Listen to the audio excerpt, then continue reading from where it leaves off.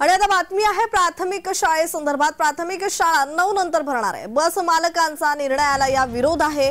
बस भाडे 25 ते 40% वाढवणार असं म्हणत बस मालकांनी राज्य सरकारला चांगलाच इशारा दिला।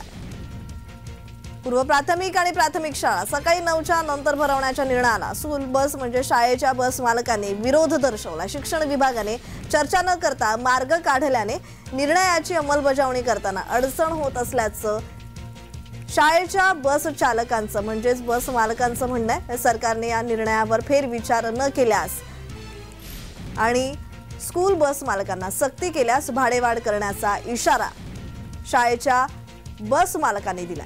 बस मालकांचे भाडे 25 ते 40% वाढवणार असल्याचा इशारा देखील देण्यात आला।